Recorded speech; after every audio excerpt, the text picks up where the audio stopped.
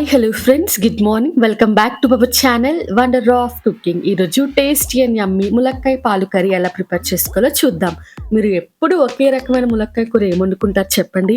ఇలా డిఫరెంట్గా పాలు వేసుకుని వండుకోండి, టేస్ట్ మాత్రం చాలా బాగుంటుంది. ఇది ఎలాగో సీజనే కాబట్టి డెఫినెట్గా ట్రై చేయండి. వీడియోలోకి వెళ్లే ముందు ములక్కాయల్లో ఏం హెల్త్ బెనిఫిట్స్ ఉన్నాయో చూసేయండి. ఒక ప్యాన్ తీసుకుని 3 to 4 table spoons oil add చేసుకోండి. ఆయిల్ బాగా హీట్ అయిన తర్వాత హాఫ్ టీ స్పూన్ ఆవాలు జీలకర్ర యాడ్ చేసుకుని ఆవాలు జీలకర్ర బాగా ఫ్రై అయిపోయాక కొద్దిగా కరివేపాకు యాడ్ చేసుకోండి. ఇప్పుడు ఇందులోకి నేను పావు కేజీ ఉల్లిపాయలు సన్నగా కట్ చేసుకుని యాడ్ చేసుకుంటున్నాను. సన్నగా కట్ చేసుకుని యాడ్ చేసుకుంటే కొద్దిగా కూర అనేది గుజ్జు గుజ్జుగా ఉంటుందన్నమాట. 3 నుంచి 4 పచ్చిమిరపకాయలు సన్నగా కట్ చేసుకుని యాడ్ చేసుకుని ఉల్లిపాయలు బాగా మిక్స్ చేసుకుని మూత పెట్టేసి మీడియం ఫ్లేమ్లో ఒక 5 నిమిషాలు మగ్గించండి. ఉల్లిపాయలు చక్కగా మగ్గిపోతాయి అన్నమాట. ఉల్లిపాయలు మగ్గిపోయిన తర్వాత మీ టేస్ట్కి సరిపడా ఉప్పును యాడ్ చేసుకోండి. కల్లుప్పు యాడ్ చేయడానికి ట్రై చేయండి, టేస్ట్ చాలా బాగుంటుంది.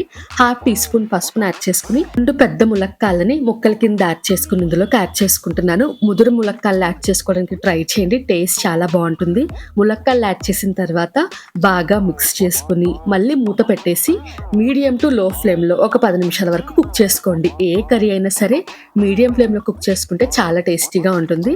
10 నిమిషాలు మీడియం ఫ్లేమ్లో కుక్ చేసుకుంటే ములక్కాడ చక్కగా మగ్గిపోతుంది. మూత తీసుకుని 1 టేబుల్ స్పూన్ కారాన్ని యాడ్ చేసుకోండి. ఎందుకంటే మనం ఇందులో పాలు యాడ్ చేస్తాం కాబట్టి కొద్దిగా కారం ఎక్కువే పడుతుంది. ఇక్కడ నేను పచ్చి పాలే 100 ml పాలు యాడ్ చేస్తున్నాను. ఒకవేళ మీ దగ్గర కాచి పెట్టిన పాలైనా పర్వాలేదు.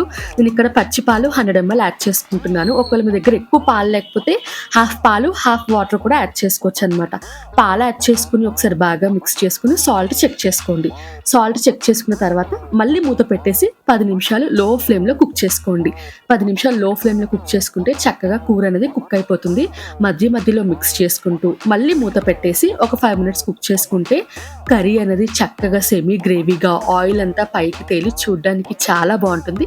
డెఫినెట్గా ఈ కర్రీని మీరు ప్రిపేర్ చేసుకోండి, ఎంజాయ్ చేయండి. లాస్ట్లో సన్నగా కట్ చేసి పెట్టుకున్న కొత్తిమీరని యాడ్ చేసుకుని ఫైనల్గా మిక్స్ చేసుకుని ఇంకా వేడివేడిగా సర్వ్ చేసుకోవడమే. డెఫినెట్గా ట్రై చేయండి. కొద్దిగా ఉప్పు కారాన్ని అడ్జస్ట్ చేసుకోండి మీ టేస్ట్కి తగ్గట్టుగా.